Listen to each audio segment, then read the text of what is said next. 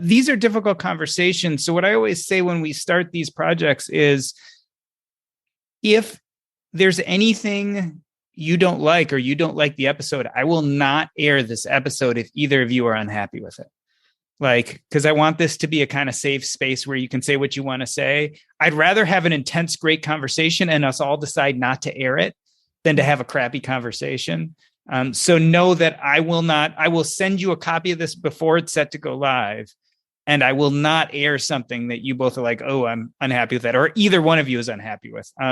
That's the trade-off. Rich or Paula, if one of the other of you does not like what's being said and we can't edit easily around it, then I reserve the right not to play it, because I don't want to put something out there that everyone isn't happy with. Yeah, I get you. Awesome. Thank you.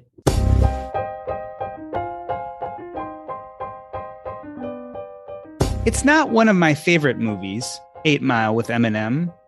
In the opening scene, B Rabbit, the protagonist, chokes while up on stage during a rap battle. The movie plays out as expected. Jimmy, or B Rabbit, lives on the wrong side of 8 Mile Road in a trailer home with an alcoholic mother, her abusive boyfriend, and he is trapped in a low-paying job. Throughout the movie, we see his struggles, his weakness as he tries to pull himself up and make it as a rapper. As we head to the triumphant conclusion, he faces his nemesis, Papa Doc, in a rap battle which he wins the coin toss to go first. This time, he doesn't choke. In fact, he leaves his nemesis speechless by not only pointing out his competitor's vulnerabilities, but leading with his own. Let's take a listen, and I warn you, this clip as well as the episode will contain provocative and explicit language.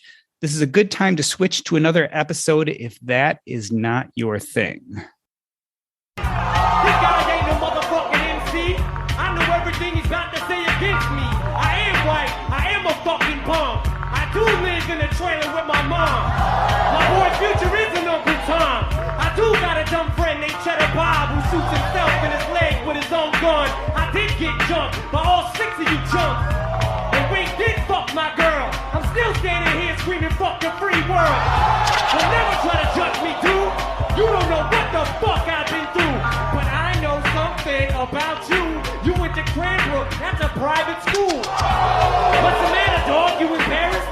This guy's a gangster? His real name's Clarence. And Clarence lives at home with both parents. And Clarence's parents have a real good marriage. This guy don't want to battle. He's shook, cause ain't no such things as halfway crooks. He's scared to death, he's scared to look at his fucking yearbook. Fuck Cranbrook. Fuck a beat, I go a cappella. Fuck a Papa Doc, fuck a clock, fuck a trailer, fuck everybody. Fuck y'all if you doubt me. I'm a piece of fucking white trash, I say it proudly. And fuck this battle, I don't want to win, I'm outie. Here, tell these people something they don't know about me. Today, we are joined by Paula Pant of the Afford Anything podcast and Rich Jones from the Mental Wealth Show. If you ask any of us out there creating in public, we'll tell you that every day can feel like a battle. And like B Rabbit, sometimes we choose to lead with our vulnerabilities. Maybe because we have to, maybe because it's the right thing to do for our brand and sense of authenticity. But it also begs the question, can we go too far? Now, I know this might sound like insider baseball for just content creators, but I would challenge any of you out there. Maybe you don't have a podcast, blog, or prestigious Instagram following, but most likely you put something up on social media each and every day. You are your own brand. How much should you share? Paula Pant is an award-winning podcaster and creator of the brand Afford Anything. She reminds us that you can afford anything, but not everything. So what's it going to be? Rich Jones is the force behind the ever-popular Paychecks and Balances platform and recently evolved his podcast and renamed it The Mental Wealth Show. Rich and Paula, welcome back to Earn and Invest. Rich, the reason I like that 8 Mile clip is that it juxtaposes the perceived weaknesses of B Rabbit, which he admits on stage, versus the vulnerabilities of Papa Doc, which are exposed by his opponent. I'm thinking about the recent economy conference and your talk. Tell us about the strength and even power of disclosing your own vulnerabilities up on stage. It is totally freeing, and not just for self in disclosing and sharing who I am authentically, but I've also been the person in the audience at these conferences feeling the way that I was feeling at that time, whether it was sad, whether it was struggling with a lack of confidence, struggling with alcohol. And for me, it's really important when I get up there that I show people this is normal. It's not all just what you see on the social media. Even though I speak well up here on this stage, I have nerves, I have angst just like anyone else. I have issues in life just like anyone else.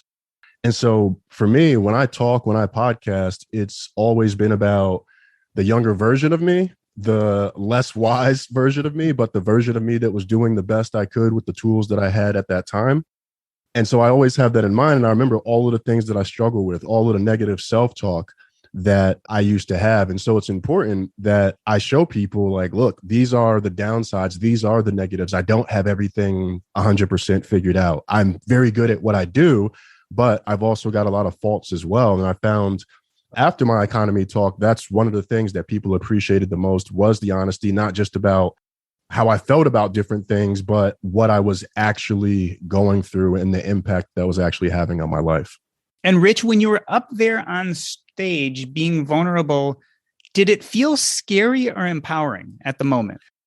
The first 2 minutes are always terrifying. And I've worked it into talks before where I've said, hey, let me get through the first 2 minutes, but after that, I'm gonna get into my swag walk. And then that's literally what happens. There's a moment where the shaky leg, all of that stuff goes away.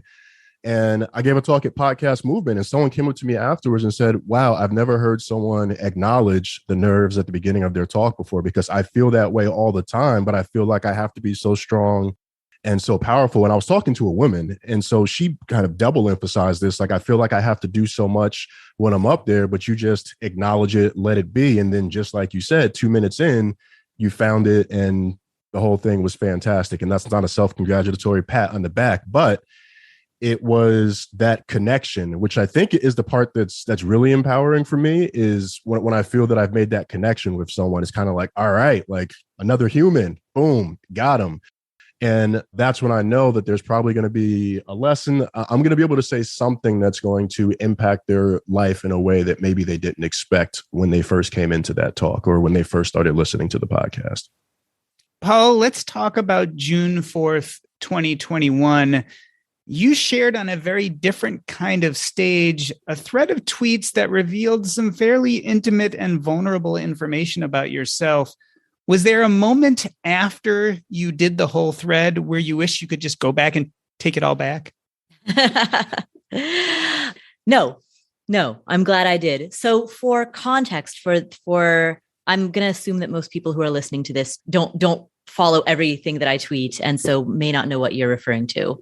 And so for context, what I tweeted was something that I had been struggling with. That's not something that had been a major part of my life for many, many years that I had never talked about. And it was that I was in a physically abusive relationship. And I was in that relationship for many years. And for people who aren't familiar with that, there's the actual, I guess, act that everyone imagines, like that moment of getting hit, getting pushed, getting shoved into a wall. Like there's the actual physical violence, but the real suffering from it comes from like the mental and emotional aftermath. And I say aftermath, but when it's ongoing, it's, it's like an aftermath. It's chronic. And so that has been like coping with that and working through that and, dealing with these feelings of like guilt and shame. If you're in a physically abusive relationship, oftentimes you feel like it's your fault. Like if only I were a better person, he wouldn't have to hit me.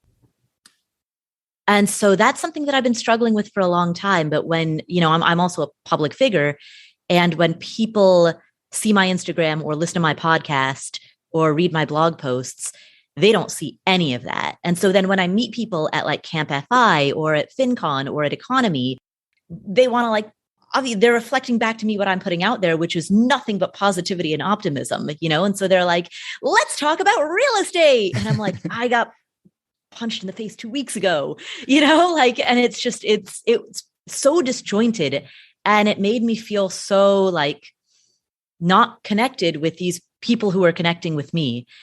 And so this is a long answer to a short question, but the reason that I'm glad that I tweeted about it and I put it out there is so that the people who are, I have a large enough Twitter following that word sufficiently got out there. And anyone who didn't see the tweet directly probably heard about it through the grapevine secondhand. So I'm glad that it got out there so that everyone at least has the information that this is something I've been dealing with. But I also never brought it up again, never talked about it again, because I don't want to belabor it. I don't want to wallow in it. I want to continue kind of putting that optimism out there that I've become known for and the positivity that I've become known for. I don't want to be a killjoy. It's interesting, Paula, because I remember said stream of tweets, Mm-hmm. and I wasn't happy to read it, but I felt relief in a way. And that might sound kind of weird because kind of like what you just described, where it's like you're a public figure. And I remember when you came on my show years ago and like I just knowing about you and then seeing you at different events, smiling, dancing. Mm-hmm. And it was kind of like, wow, I never would have thought or expected something like that.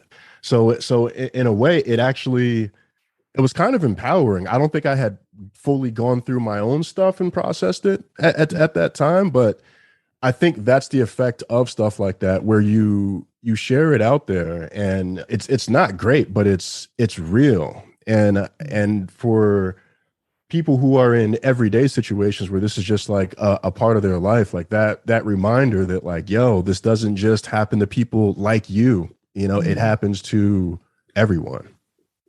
Paula, tell me a little bit about why you chose Twitter and tweets. I mean, you've got several platforms. And as you mentioned, you have a very optimistic platform. I mean, Paula has never looked bad in a picture I've seen on the internet ever. Why Twitter and was the disconnect hard? I mean, because can both of those things be true? Can you be that same Paula and yet still have this thing that's really hard to tweet about? As far as why Twitter, the blog, okay, so of my platforms, the blog itself doesn't get a ton of traffic. Most of what I like, if I write something, the people who read it are the people who subscribe to my email newsletter, and blasting it out in an email to 70,000 people. It just seemed it's a little much, little overwhelming. Yeah. Like this doesn't need to land in people's inboxes. So that was out. Instagram, there was a moment where I briefly uploaded an Instagram story, and then I pulled it down after like under a minute. It was probably up there for like 20 seconds, and there were like 4 people who saw it. But Instagram, because it's a photo and specifically with a story, it was a video-based medium. That was also just, it was a little too personal. With Twitter, I didn't have to put it's not a broadcast medium, so I didn't have to put my face or my voice out there. I guess it's a sort of a shield. I can still have, I don't want to say the anonymity, but like, though it's not, I guess writing is vulnerable, but it's not the same type of vulnerable as video or even audio. So yeah, I think that's why I chose Twitter. And was the disconnect hard? I mean, because can both of those things be true? Can you be that same Paula and yet still have this thing that's really hard to tweet about? I mean, I don't know. It's hard because when I convey optimism to my audience, so much of what I want, there's that expression, people often forget what you told them, but they remember how you made them feel. And so I don't necessarily expect people to remember some mathematical formula about how to calculate an investment. that might be in the short term what they learned from me, but I want my audience to feel hope and confidence and optimism, because I strongly believe that those all become self-fulfilling prophecies. I don't want to be the person, I feel like part of my service to my audience is giving them that, like in being this constant stream of hope and positivity and optimism, so that they then, so that permeates into every facet of their life. Again, so I don't like to wallow in, I think it's important to acknowledge what happened, but I just don't like to wallow in it or like let that dominate the conversation. Yeah. And this is probably the podcaster in me, but Paula, now I have to ask you a question. Mm-hmm. Yeah. Do you think about not wanting that to become like part of your brand, like not having that become a thing that defines you? Because, and that might be me projecting, but I'm curious if that's like a factor where it's like, I don't want this trauma to become like a part, like it's part of my story, but I don't want it to become the story. And I don't want that to become the primary thing that people associate with me. Yeah. There's probably, that's not, I don't think I had that conscious thought, but I'm sure that was a unstated, meaning unstated even to myself, influencing factor. Because oftentimes, as I've thought about my brand, I've thought about all of the various ways that I could get pigeonholed, and I've sort of actively worked against that. Like I never wanted to be a woman's brand, and so I've been very cognizant of making sure that I have plenty of men come onto the Afford Anything podcast so that it doesn't get pigeonholed as like a woman's podcast.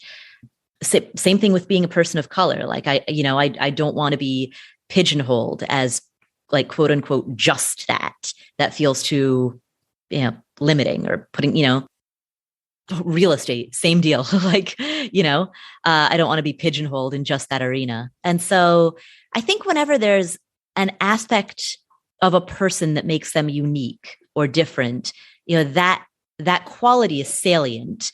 Like people don't remember the 50 things about you that they have in common with you. They remember the one thing that's different, because the uniqueness makes you stand out, but oftentimes it overshadows the rest. And so the short answer is yes, but I probably didn't necessarily realize that I was doing that.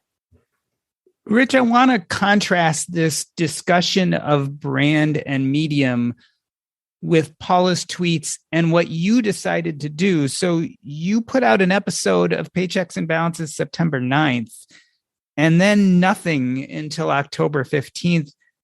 Tell me about what was happening in your life, and tell me about that episode, the October 15th episode.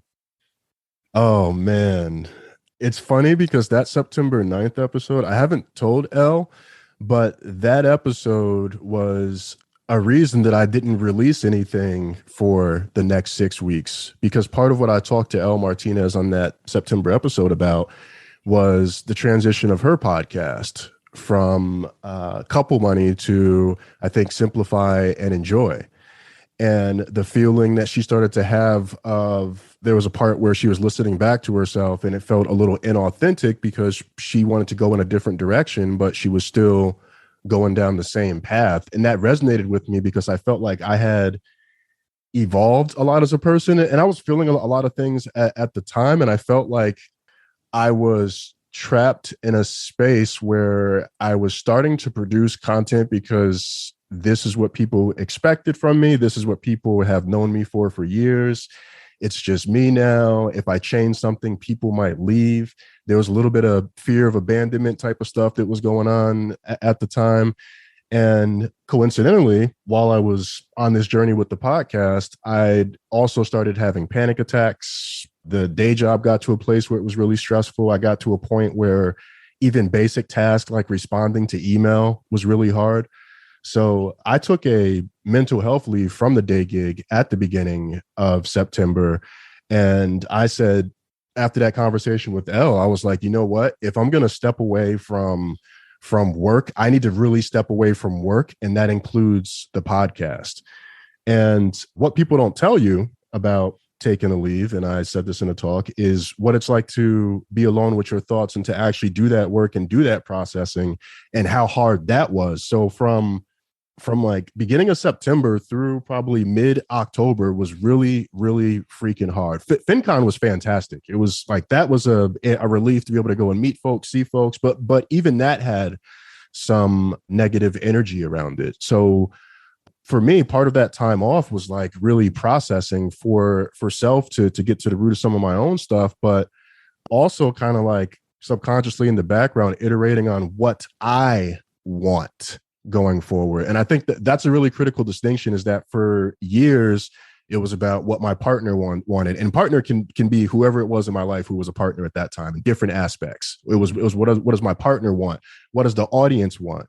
And I don't think that's a bad thing, but I let it get to a point where I wasn't making decisions based on my own happiness. I was making decisions based off of how I thought others might perceive or experience something. And in the process of that, I lost some authenticity. At least it felt that way to me.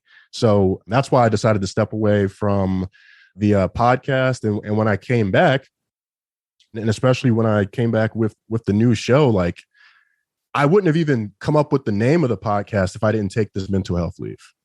Like, I don't think I would have made that change. I wouldn't have given the talk that I gave at Economy if I didn't take this mental health. I mean, that was the basis. Like, that was a key point of my talk. So I had to create that space for self. But it's important that people know, like, those first 6 weeks were really fucking hard. I mean, there were tears, there were memories that I hadn't had in years. There was the acceptance and acknowledgement of things. And even now, I'm at a place where I'm like, you know what? Like, I know you're supposed to release content weekly. I was like, I'm not fucking putting out a weekly episode. I'm going to go to bi-weekly because I'm doing my day job. I'm doing this. I want to have space to put together talks like I did at Economy. That felt freaking fantastic to know that I was able to impact that many people. So I'm kind of in a mode of do less to do more right now. And none of that happens if I don't create that space for myself. Rich, was there ever a point where you said, okay, I'm going to do all this, but then I'm going to go back to the podcast and, pretend like nothing happened, even though I'm changing on the inside? Why did you decide to kind of disclose and talk about that on the outside in the podcast? Which part? I think your vulnerabilities, your internal struggle. Like, why? I could see someone, so people take breaks, leave of absences all the time. They even decide that their life isn't kind of doing what they want with it, or they start dealing with past traumas. That's one thing. And then you kind of go back to work and continue your life. You did that, but then you really transformed your podcast to really talk about these issues. Was there a moment where you're like, okay, I'm going through this, I can manage it, but I don't have to be telling everybody about what's going on in my life? I did that because it's really fucking me. Like, that's who I am. I was telling you even before we started talking, like, I was a personal blogger before all of this other stuff, writing about what was happening in life. And some of that has gotten lost with all of the commercialization and entrepreneurializing of everything. But before personal finance, before career advice, like, before podcasting, I was like a dating and relationship blogger. And then I'd write about things that were happening in my life. I'd share vulnerable things. And then over the years, like, a lot of that got lost because I was constantly shifting and adjusting and trying to fit in and trying to be different things based off of what group or what setting I was in. And for me, like, a big part of what I've been working on these past few months is letting go. So one, acknowledging, but then two, like, letting go, so like the changing the name of the podcast, that's letting go of a past chapter that, like, there are things I would much rather not have in my purview every time I fire up the microphone and start recording a podcast. I'm also a different person. My interests are different in some ways. Part of why I got into personal finance was because at that time I'd been writing about dating and relationships for years. I felt like I'd said everything that I could say. I become a lot more interested on my financial health. And the way that I feel now is, yeah, I'm still interested in money and all of these other things, but I'm a lot more interested in mental health because I know the power of what that can do for you.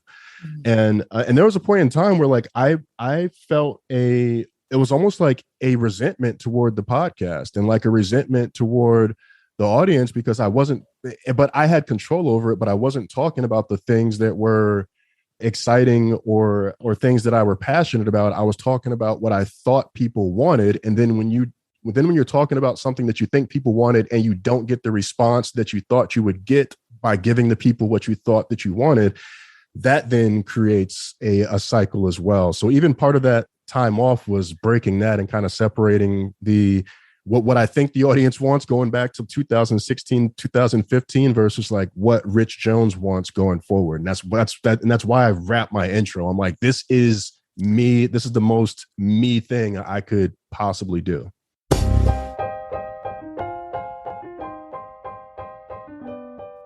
We are talking with Rich Jones of the Mental Wealth Show and Paula Pant from the Afford Anything podcast. We're going to take a short break. I'm Doc G, and this is Earn and Invest. Hey, everybody. I just wanted to remind you that if you're enjoying the Earn and Invest podcast, there are a few other ways in which you can interact with our community. The first is our Facebook group. This is the place where we discuss all our episodes, personal finance, today's headlines. Just go to earnandinvest.com/Facebook. Again, that's earnandinvest.com/Facebook. While you're there, you can also go to earnandinvest.com. That is my website where you can find all of our old episodes, some blog posts, as well as video content.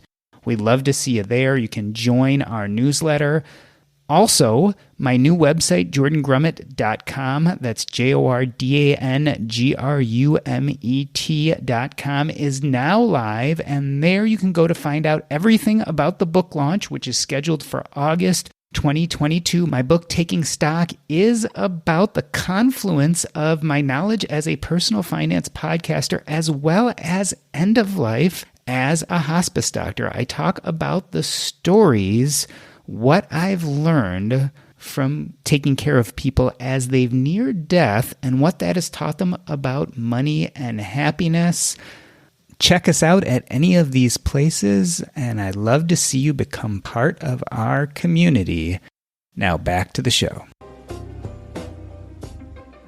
We are back with Paula Pant from Afford Anything and Rich Jones from Paychecks and Balances. We are talking today about vulnerability, not just as a brand, as someone who podcasts or blogs or is a known Instagrammer, but also for everybody. We are constantly out there on social media, whether we mean to or not. We are creating our own brand. Paula, for content creators, but even for your average Joe or Jane, how important is vulnerability to building a brand? Is it a necessity? Two thoughts come to mind immediately. One is that vulnerability isn't a binary. It isn't yes or no. So there are varying degrees of vulnerability, and along that spectrum of, for example, a very simple act might be to crack some sort of self-deprecating joke. Like when at the Economy conference, which both of you were at, I told the story about how I realized that I shaved one leg, but not the other. And then I was like walking around the conference and I looked down and I'm like, oh, I got to go back to my hotel room and shave the other leg, you know? And so that kind of story, yeah, it's vulnerable, but in sort of a goofy, silly, lighthearted kind of way. So I guess that's intro to vulnerability. And then you progress from there. So that's one of two thoughts. The other thought is that as you asked that question, what came to mind immediately was I was trying to think of the distinction between vulnerability and authenticity, because they are related but disparate concepts. And I don't have a good answer to what that distinction is, but that's something that my brain is now incubating on based on that question. Rich, tackle that one. I see you looking off into the distance as you're thinking about it. It's not an easy question, but I think it's important, right? Because we often have to ask ourselves whenever we're putting something out in the world, when do we be vulnerable, right? And so trying to figure out what's authenticity, what's vulnerability, and when it's appropriate, it's a difficult question.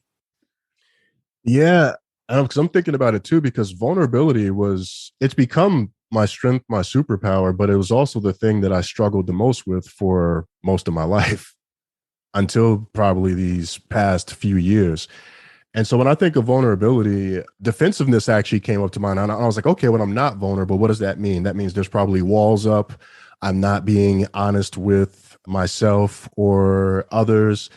I'm holding things back, and that can happen with authenticity as well. But like, to me, authenticity is like just like the realness factor. Like, you hear me rap in the intro, or that is him. Or if you hear me say like, yo, that's some bullshit. Like, like that's, you may not agree with it, you may not like it, but like that's that person. Like that, you know that you're getting the real deal.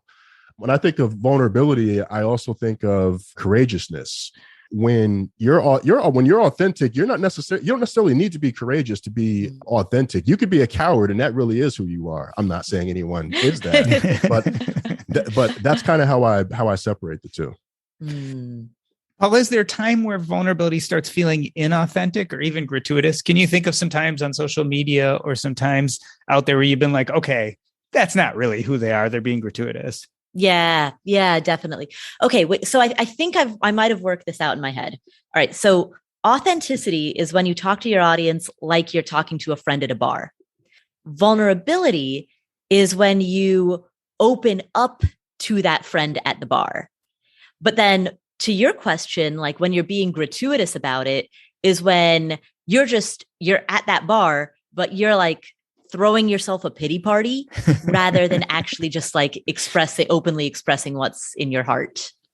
Yeah. Rich, you ever see someone being vulnerable online and say, okay, that's a little off-putting. Like that didn't have the effect that I'm hoping to have when I'm vulnerable out there.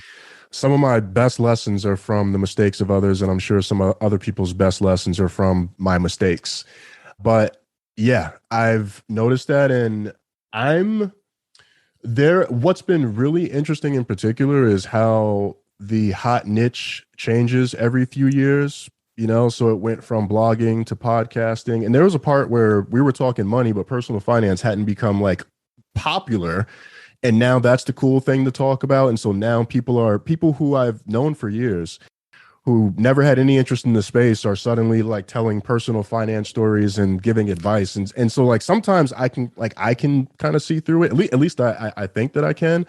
But that's why like I'm just very discerning in whose content I consume and where I get information from, because I do think sometimes people will, I hate to put it this way, but I think some people do capitalize on trauma. Like I think that's a thing where they may have their own story, they may have their own experience, or they know something that happened to someone, and they will find a way to spin that for a profit. And I think that's gross, and maybe tied to authenticity.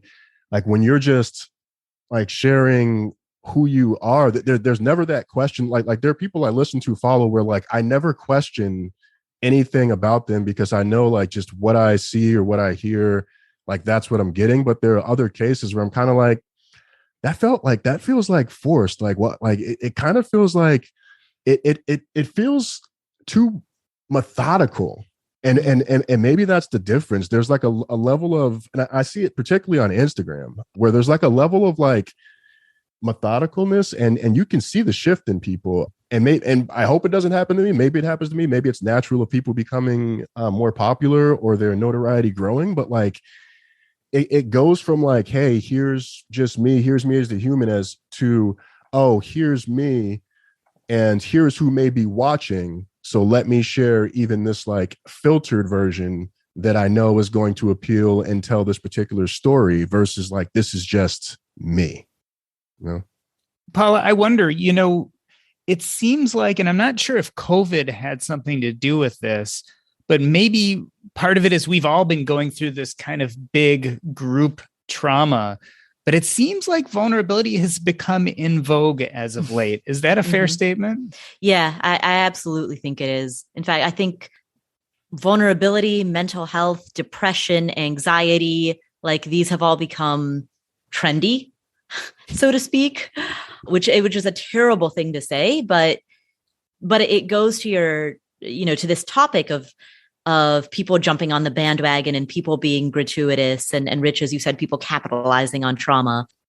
I guess there's two sides to every coin, right? Like, so one of the silver linings that came out of COVID is that people became more open about talking about mental health issues.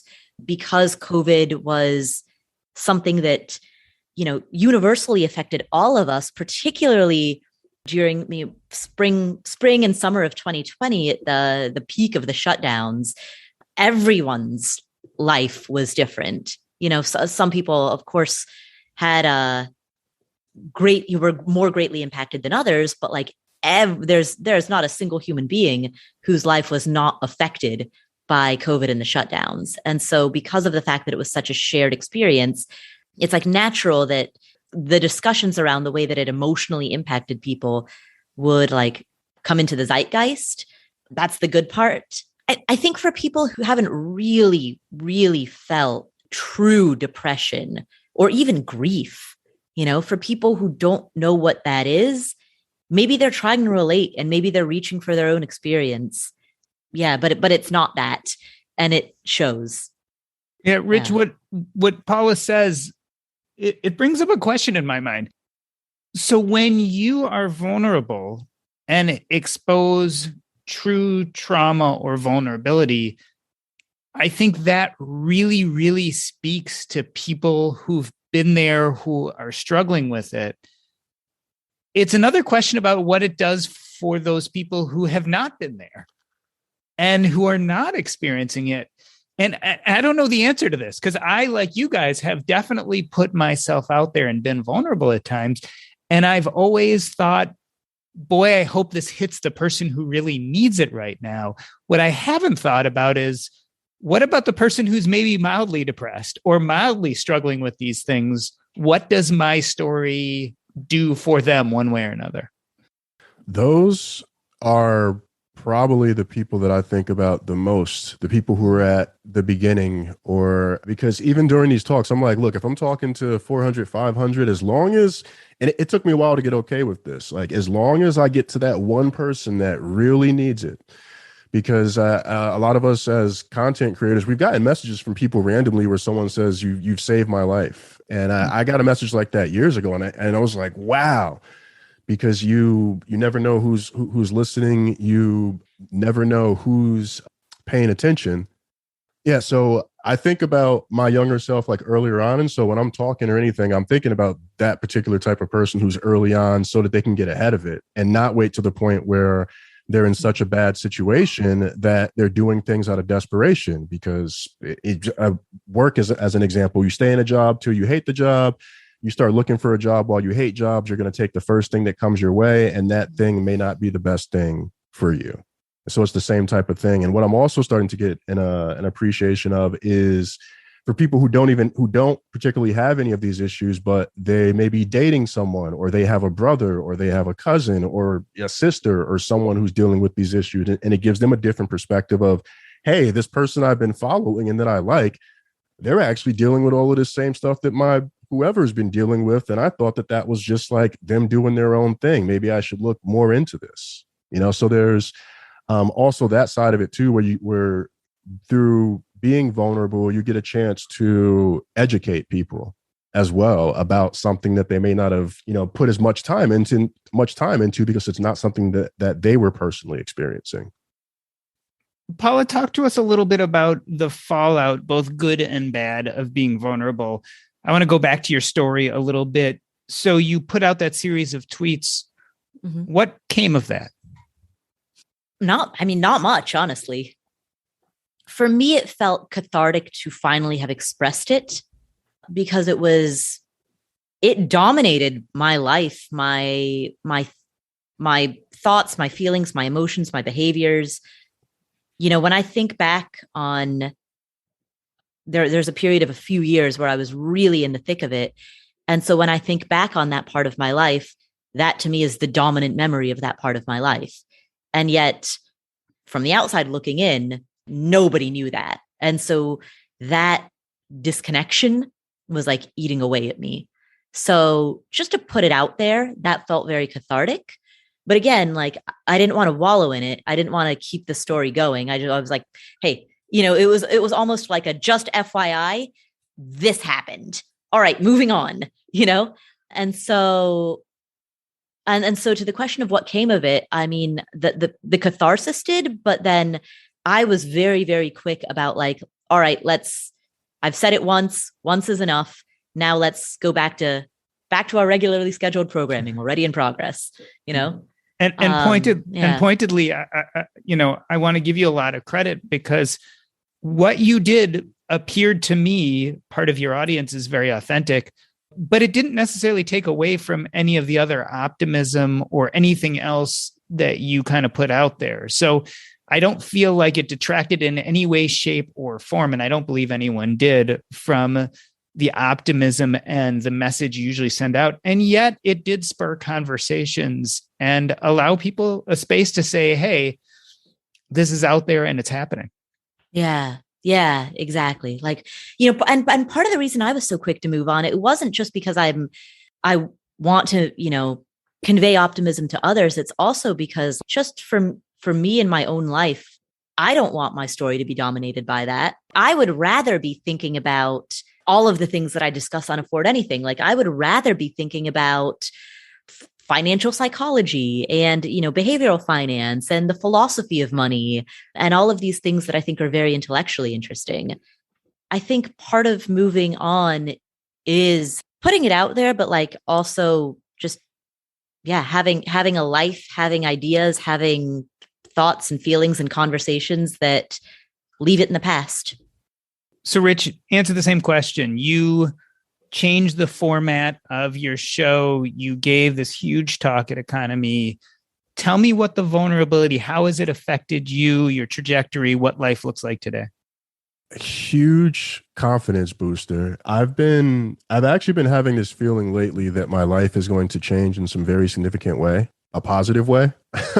I don't know what that means. I've been talking a lot these past few months about the universe, because what I've noticed is the more that I share, the more good comes back to me. And when I say share, I'm not just talking about personal finance tips, career tips, just the more vulnerable I am, the more I just share of my experience, good and bad, the more continues to come back to me. And one thing that I've found really interesting is that I've always wanted to reach more men. My audience for years has primarily been women, still like 70% women. So it's changing a little bit. Not sure if it's just a voice thing. Who knows? There's probably a lot of factors, but I've always wanted to reach more men. And I noticed I would never get a lot of feedback from men directly on the show, but it wasn't until probably these past 5 or 6 months that I've started hearing from men, and the types of questions that I'm getting from men are different, where now they're saying, hey, brother, I saw that you gave up alcohol. I've been trying to figure out how to change my own relationship with alcohol. Like, any tips? Or I had someone hit me up on IG and say, hey, my brother's really going through it right now. I know that you went through something that sounded similar. How did you work your way through that? And those are the type of questions that when I get them, I'm like, yes, like those are the people that I want to reach. That's the type of impact that I want to have. And so, yeah, I'm starting to enjoy sharing more of myself. There was actually a point where I was going through the Paychecks and Balances feed, and I noticed it was all just quote posts. And I actually saw that like I've been like hiding, and there was a point where you saw my face start to pop up more often. And to me, like it's a sign of confidence. Even Boo Bookins was commenting that I was looking at myself in the mirror the other day. She's like, ooh, I see you checking yourself out. I'm like, I feel pretty damn good. But again, it like the vulnerability is what's carrying me along. It's like, I'm just going to keep telling my story. Like, people don't hate me for it.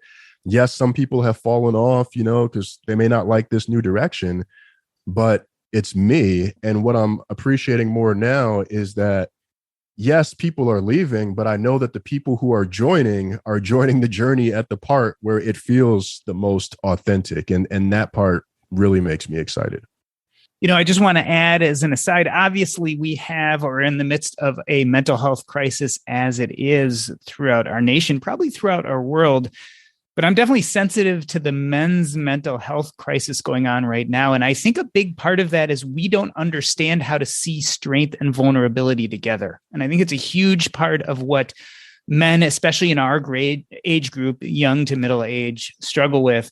So if you want to see what strength and vulnerability look like together, when the economy conference videos come out, check out Rich's talk. Because one of the things I really enjoyed about it, Rich, is I think it was the perfect mix of strength and vulnerability in one talk.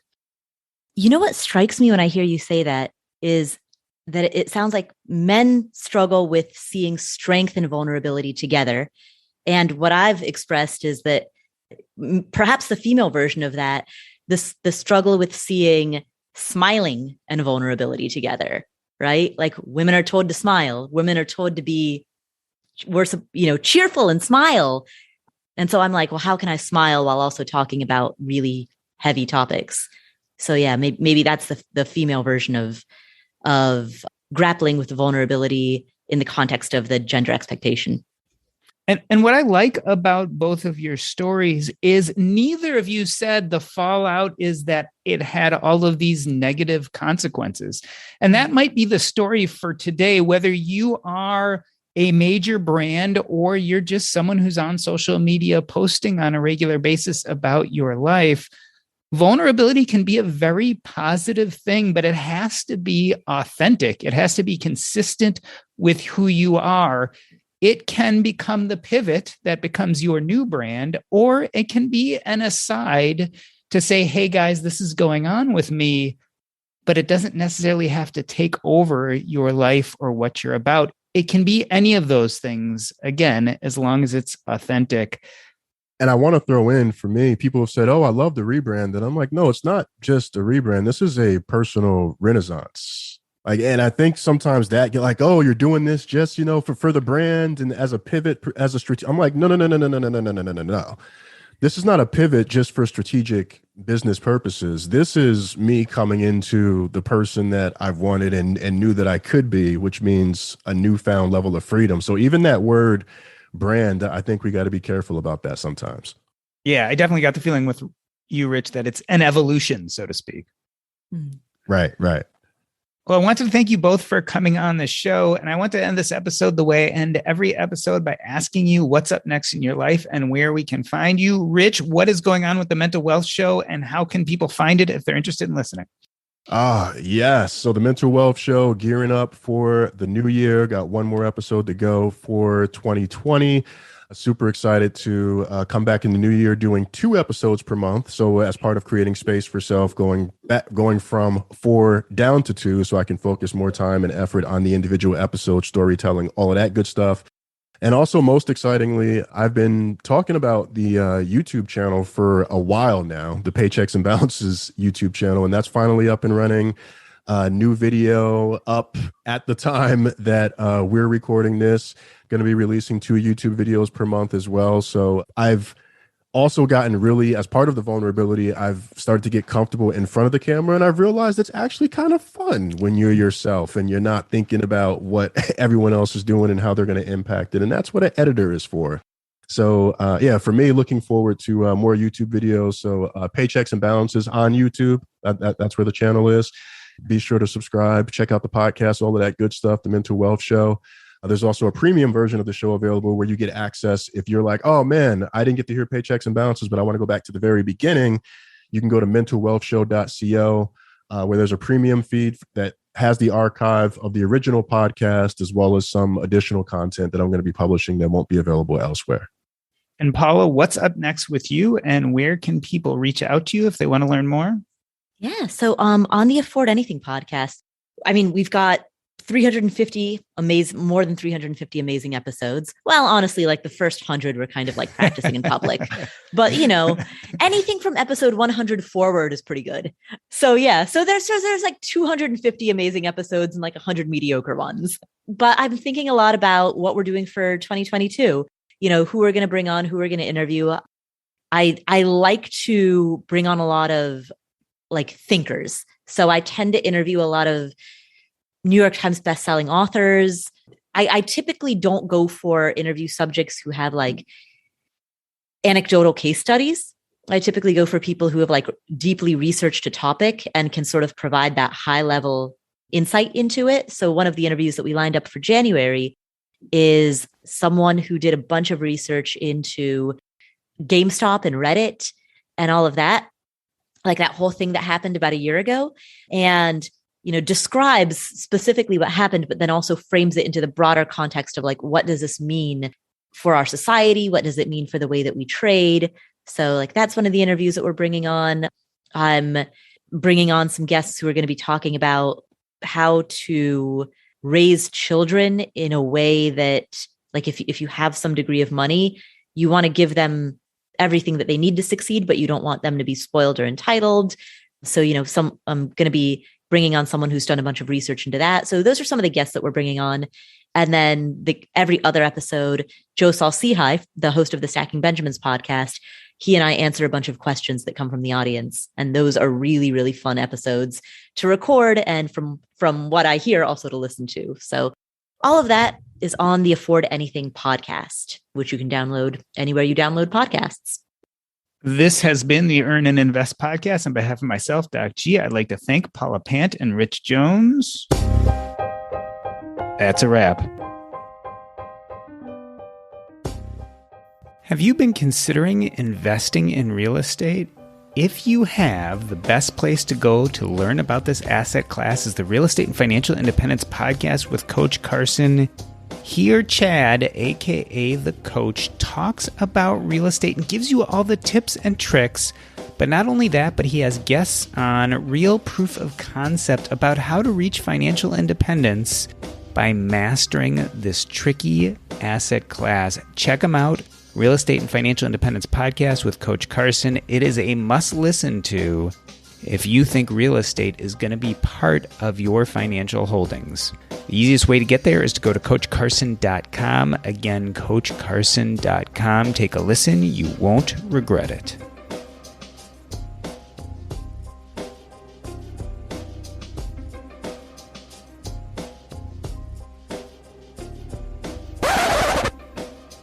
Awesome. Tell me your thoughts. That was great. Good. Yeah, that was. Did that feel comfortable or at least uncomfortable in a good way? Yeah. I already know I won't have any issues or reservations with anything about that. Same.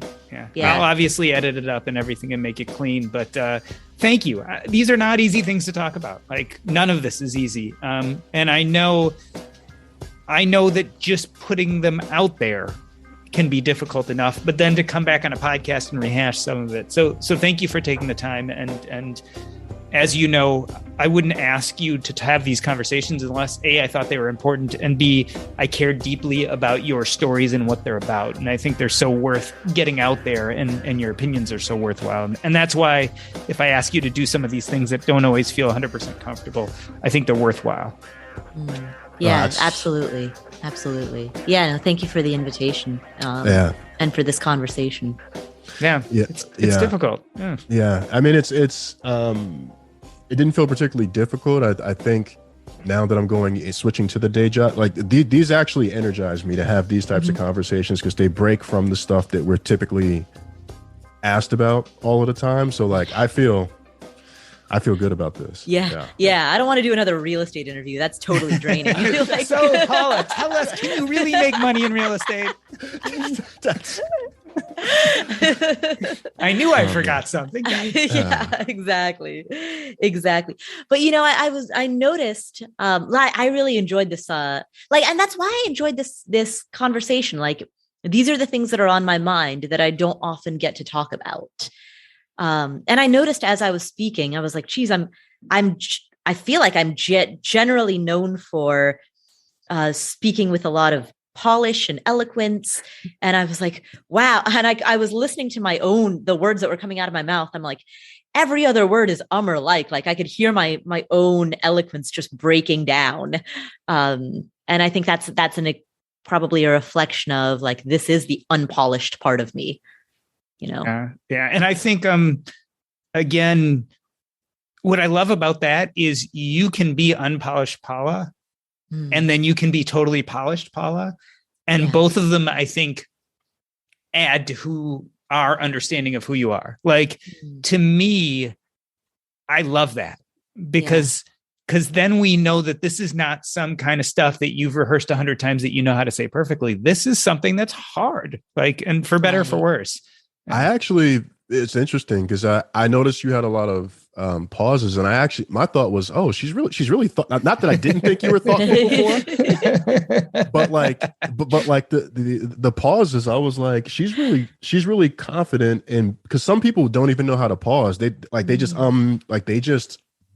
and I've been one of those people, but I'm like, no, she's okay taking a few seconds to get her thoughts. I love that. Like, yeah, I was like, that's how you do it. Like, I'm gonna talk when I'm ready to talk. Okay, I got it now. Thank you. Yeah. Joe told me once, and I didn't even realize that I did this, but when I'm recording with Joe, like, I'm so comfortable with him that I take like extremely long pauses, and I don't even consciously realize that I'm doing it. And then one day Joe told me, he was like, you pause for so long. He was like, for a while it made me uncomfortable. I was like, am I supposed to talk? What's going on here? He's like, then I just realized she's gathering her thoughts, and like, they're like insanely long pauses that I didn't even know that I was doing. That Joe was like, I just had to get used to, that's how you roll. Like, yeah. And the more comfortable I get with someone, the longer the pauses get. I imagine that's part of why we like podcasting too, because you can just edit those out or edit them down. I was about to say, you really want to be vulnerable, put out your raw data, like, so everyone can see me stumbling through my intro and stumbling through what I'm saying. I cleaned that up. Man. It sounds better. Oh man. That was actually one of the big things I learned about podcasting is listening to Terry Gross. I finally gave myself like the permission not to edit myself to perfection on the episodes. It's like, oh, she stumbles and it still sounds great. It's like, you can stumble, you can say things slightly wrong, you can pause, and you can actually even leave it in, and it actually still sounds good or even adds to the authenticity. Yeah. Yeah. I've started adding a stutter or two. That I used to have them cut all the stutters, and I'm like, no, leave a couple in. Yeah. But yeah, this makes switching to my day job so much easier. This is like Red Bull to me. I was going to say, Rich will be here tomorrow, 9:00. Yeah, all that good stuff.